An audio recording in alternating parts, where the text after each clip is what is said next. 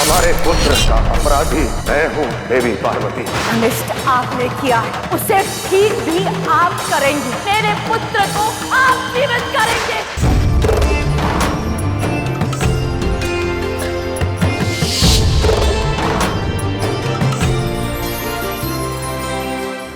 वचन देती हूँ कि कार्तिकेय भैया को कैलाश वापस लेकर आऊंगी।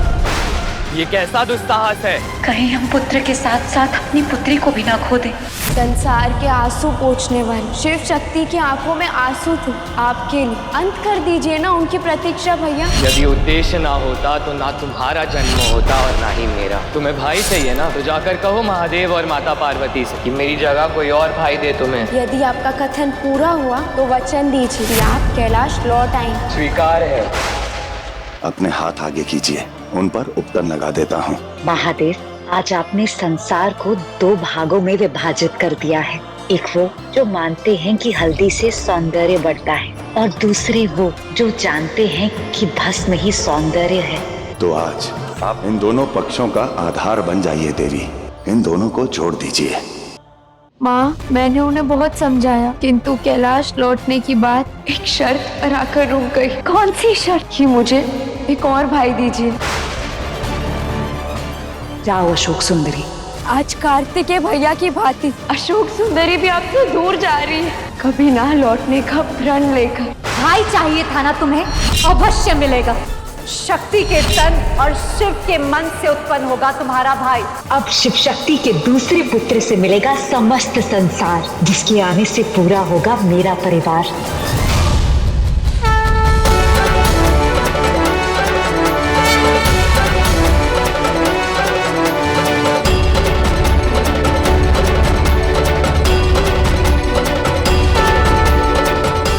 तुम्हें मैं किस नाम से बुलाऊं? आपका पुत्र हूँ, आपके नाम से ही बुलाना माँ। उमा के पुत्र हो, उमा से अवतारित हो, इस उमा के नंदन हो, उमा नंदन।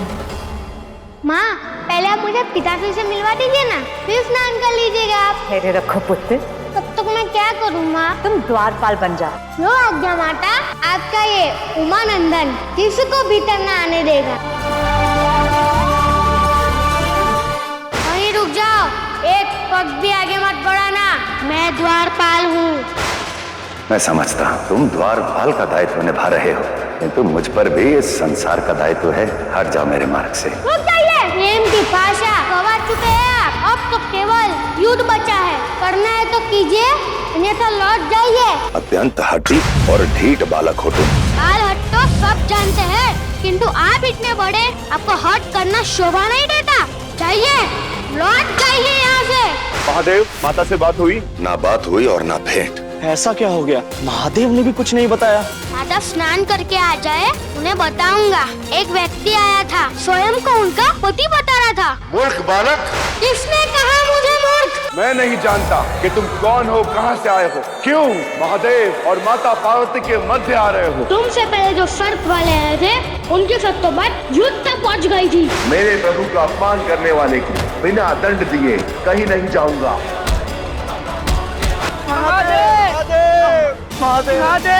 नारायण, नारायण, उस बालक को कैलाश लेकर आइए, उसका निर्णय यही होगा। बालक, चलकर महादेव और उनके गणों से क्षमा मांग लो, अन्यथा अनिष्ट हो जाएगा। नहीं, मैं ना तो कहीं जाऊंगा, ना क्षमा मांगूंगा। यदि युद्ध करना है तो कीजिए, अन्यथा बंदी बनाकर ले जाइए। बहुत समझा लिया, अब दंड की बारी है, दंड की बारी है। महादेव!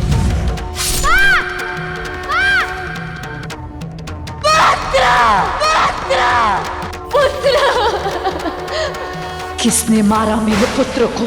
हमारे पुत्र और आपकी ममता का अपराधी मैं हूँ देवी पार्वती। अनिष्ट आपने किया है उसे ठीक भी आप करेंगी। पार्वती की मैल और महादेव की भस्म से उत्पन्न हुए मेरे पुत्र को आप जीवित करेंगे। आज तक शिव शक्ति एक साथ थे, किंतु आज शक्ति शिव के विरुद्ध खड़ी है। यदि मेरा पुत्र जीवित नहीं हुआ तो ये माँ हाहाकार मचा देगी, इस संपूर्ण सृष्टि को नष्ट कर देगी। यदि संसार के महादेव अपने संसार को बचाना चाहते हैं तो मेरे पुत्र के साथ यदि मुझे आपके पुत्र जीवित करना पड़ा तो मैं अवश्य करूंगा। केवल एक दुविधा है देवी, जिसे आपको स्वीकारना होगा। कैसी दुविधा महादेव? आपका पुत्र जीवित तो अवश्य होगा, परंतु वो पहले के समान नहीं हो पाएगा।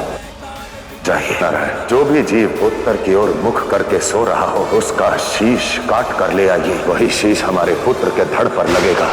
मिल गया वो सर जो आपके पुत्र के धड़ पर लगेगा, एक गज का सर। धन्यवाद नारायण, आज इस श्रापित गंधर्व को आपने गज योनि से मुक्त कर दिया। महादेव, बड़ी ही अद्भुत है आपकी लीला। आपको आभास था कि आपके पुत्र के धड़ पर एक श्रापित गज का शीश लगेगा, जिससे वो श्राप मुक्त भी हो जाएगा और आपके पुत्र को जीवन भी मिलेगा। यही चक्र है जो किसी को श्राप मुक्त करता है तो किसी को जीवन दान देता है। ये सुन, ये लंबे कान, मुझ पर ये गज का शीश कैसे आ गया माँ?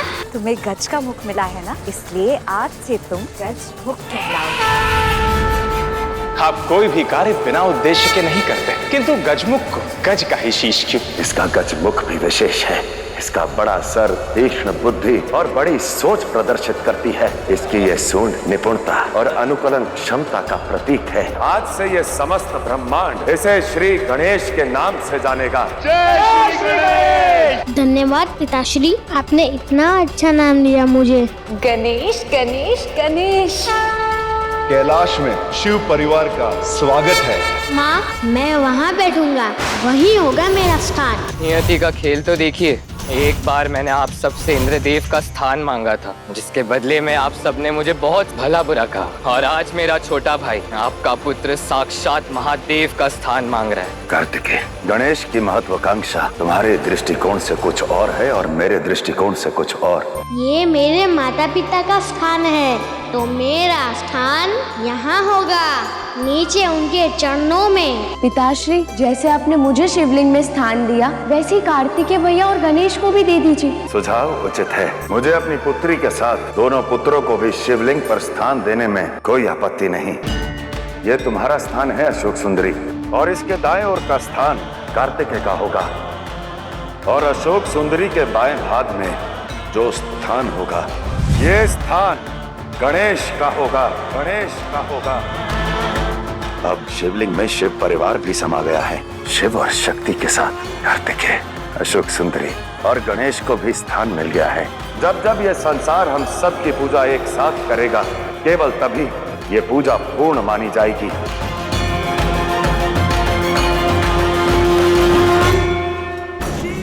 शिव शक्ति, सोमवार से रविवार रात 8 बजे।